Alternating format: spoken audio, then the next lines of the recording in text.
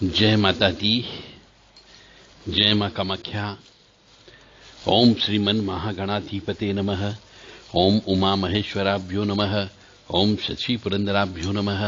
ओम वाणी हिरण्यगर्भाभ्यो नमः।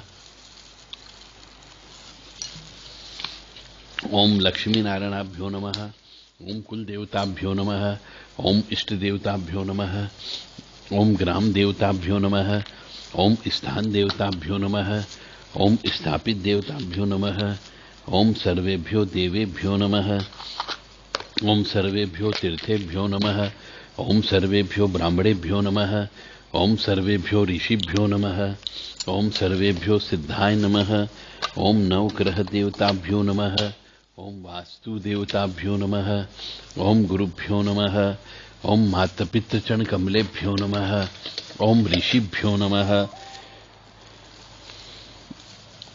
ओम चतुष्षष्टि योगिनी देवेभ्यो नमः।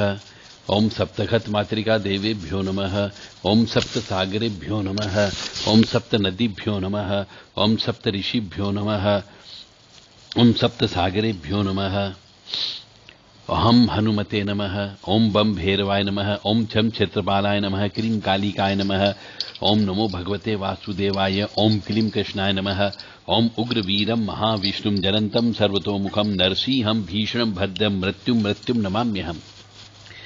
जो मनुष्य दिन में इन 32 नाम का 3-4 बार भी उच्चारण कर ले तो ये 32 शक्तियों की कृपा धीरे धीरे उस मनुष्य को प्राप्त होने लगती है।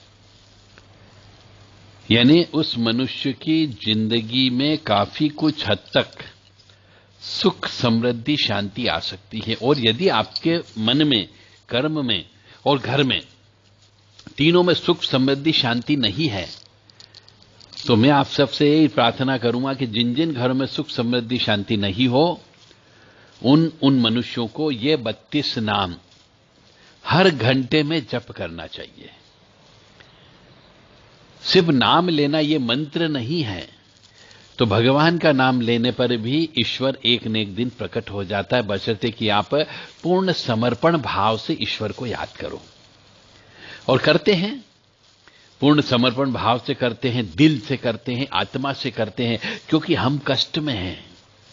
इसी प्रकार कोई मनुष्य मरे हुए व्यक्ति को बार बार याद करता हो। अरे मरे हुए व्यक्ति का क्या जन्मदिन मनाना, पर फिर भी मनुष्य, यदि किसी का पति मर गया, किसी का पिता मर गया, किसी का भाई मर गया, किसी का नाना मर गए, किसी के दादाजी मर गए, तो उसका जन्मदिन आए तो जन्मदिन मनाने, जन्मदिन पर बधाइयां दे रहे कि जहां कहीं भी हो तुम अच्छे से रहो। अरे वो व्यक्ति मर गया है, उसकी आत्मा चली गई है,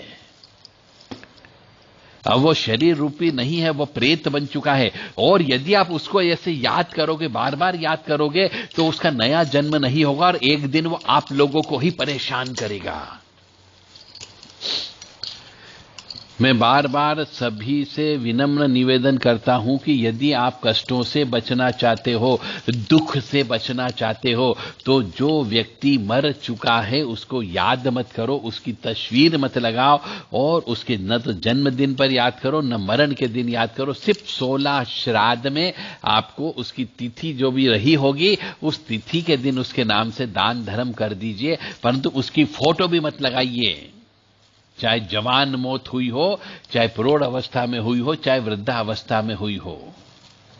और यदि आप उस व्यक्ति को जो मर चुका है उसको याद करोगे तो उसकी आत्मा आपके घर के अंदर ही रहेगी और प्यासी भी रहेगी, भूखी भी रहेगी, और एक न एक दिन वो आपको परेशान करने लगेगा।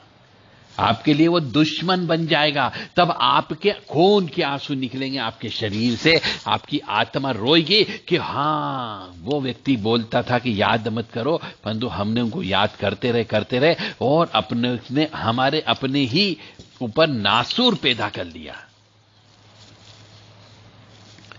इसीलिए सिर्फ ईश्वर को याद किया जाता है, बार बार ईश्वर को याद करो। पितरों को याद नहीं करना चाहिए। जो व्यक्ति मर गया उसको याद मत करो। तो यदि किसी परिवार में, आपके आस पड़ोस में, आपके मित्रों में, आपके रिश्तेदार में यदि कोई भी परिवार बहुत दुखी हो, कष्ट में हो, परेशानी में हो, तो मान करके चले उस परिवार में, उस परिवार के व्यक्ति घर परिवार के किसी न किसी मरे हुए व्यक्ति को याद कर रहे हैं। यदि उनके घरों में कोई मरे हुए व्यक्तियों की तस्वीरें लगी हुई हो तो वो तस्वीरें उनसे बोल करके हटवा दीजिए, और मरे हुए व्यक्ति को याद नहीं करना ये उनसे बोलिए, तो काफी कुछ हद तक उसके यहां पर धीरे धीरे वापिस सुख समृद्धि शांति आ सकती है। और यदि आप मरे व्यक्ति को रोजाना याद करते हो, उनके सामने दीपक अगरबत्ती लगाते हो, माला चढ़ाते हो, तो वो तो भगवान के माफी का आप उसने घर के अंदर बिठा लिया है, तो वह अब आपसे भोजन भी मांगेगा। अब आपको भोजन भी देना पड़ेगा और पानी भी देना पड़ेगा, और उसके अनुसार चलना भी पड़ेगा, और उसके अनुसार नहीं चले तो आपकी जिंदगी को बर्बाद कर देगा। इसलिए मरे हुए व्यक्तियों की कभी भी तस्वीर नहीं लगानी चाहिए। अब यदि आप सुखी रहना चाहते हो तो मेरा धर्म था कि मैं आपको इस संबंध में ज्ञान दे दूं ताकि आप सुखी रह सकें। मेरा उद्देश्य है हर व्यक्ति सुखी रहे, स्वस्थ रहे, प्रसन्न रहे, आगे बढ़े, प्रगति करे। आप अपने स्वयं की गलती, जो आपको मालूम नहीं आप गलती कर रहे हो, उस गलती को मैं बता सकूं कि आप गलती कर रहे हो। अब मानोगे तो निश्चित तौर से आप सुखी रहोगे, नहीं मानोगे तो यदि आपके कर्म में लिखा हुआ है, यदि पिछले जन्म के पाप कर्म के अनुसार यदि आपको कष्ट भुगतना है तो आपको कष्ट की प्राप्ति अवश्य होगी। जो व्यक्ति मर जाता है वो पितृ की श्रेणी में या प्रेत की श्रेणी में आ जाता है, और यदि आप उसको बार बार याद करोगे तो वो घर के अंदर ही बैठेगा, उस तस्वीर के अंदर ही बैठेगा, वहीं पर ही बैठेगा, और एक समय के पश्चात आपको कष्ट देना चालू कर देगा। आपके यहां पे विवाह नहीं होने देगा, आपके यहां विवाह हो गया तो बच्चे पैदा नहीं होने देगा, आपके हर काम के अंदर पैसे बर्बाद करवा देगा, और रिजल्ट कुछ भी नहीं आएगा। परीक्षा दे रहे हैं परंतु परीक्षा में पास नहीं होगे, कॉम्पिटिटिव एग्जाम दे रहे हो उसमें पास नहीं होगे, आपका भाग्य कट जाता है। चाहे आप उनसे कितना ही ज्यादा प्रेम करो, और वो जो व्यक्ति जा चुका वो बहुत प्रेम करता था अपने बच्चों से, बीबी से, भाइयों से, मां से, परंतु यदि वो चला जाता है तो उसके ऊपर प्रेत के नियम लागू हो जाते हैं, पितृ के नियम लागू हो जाते हैं। और जब उनके नियम लागू हो जाते हैं तो उनको न चाहते हुए भी उन नियमों के अनुसार पालन करना पड़ता है, और अपने ही परिवार के सदस्यों को कष्ट देना पड़ता है। मानो या न मानो ये पूर्णतः सत्य है। नहीं मानोगे तो कष्ट सहोगे, और बाद में जब बहुत दिन हो जाएंगे तब आपके दिमाग की घंटियां बजेगी कि अरे मैंने बहुत बड़ी गलती कर ली, एक प्रेत को पूज करके, प्रेत को बार बार याद करके मैंने अपनी जिंदगी बर्बाद कर दी। तब फिर कुछ नहीं हो सकता। आप अपना बहुत सारा जीवन, बहुत सारा सुख जो आपको भोगना चाहिए था, वो समय सब क्रॉस हो जाता है, पास हो जाता है। तो ईश्वर को बारंबार याद करें बजाय कि प्रेतों को याद करने के। जो मर गया उसे भूल जाइए। तो मैं एक बार और पुनः आपको याद दिला दूं कि सिर्फ आपको ईश्वर का नाम लेना है। इसके अंदर स्थान के देवी देवता भी आ जाते हैं, शहर के देवी देवता भी आ जाते हैं, ग्राम के देवी देवता भी आ जाते हैं, खेड़ापति देवी देवता भी आ जाते हैं, अपने कुल देवी भी आ जाती, कुल देवता भी आ जाते हैं, पितृ देवता भी आ जाते हैं, और घर के अंदर बैठे हुए सभी देवी देवता आ जाते हैं। तो ईश्वर को याद करें और सुखी समृद्ध जीवन व्यतीत करें।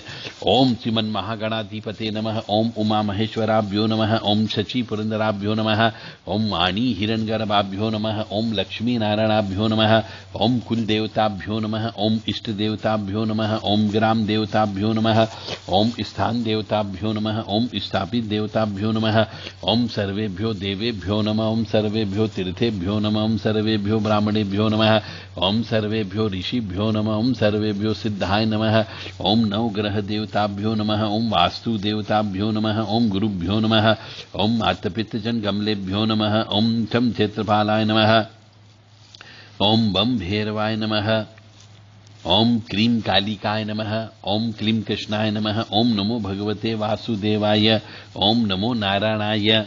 ओम सप्त सागरेभ्यो नमः, ओम सप्त नदीभ्यो नमः, ओम सप्त ऋषिभ्यो नमः।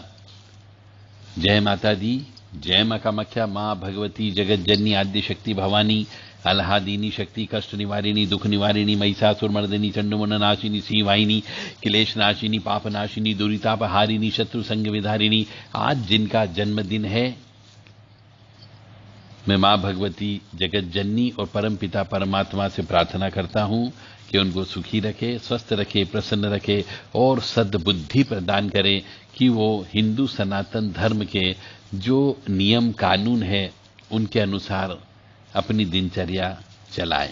जय माता दी, जय मां कामाख्या।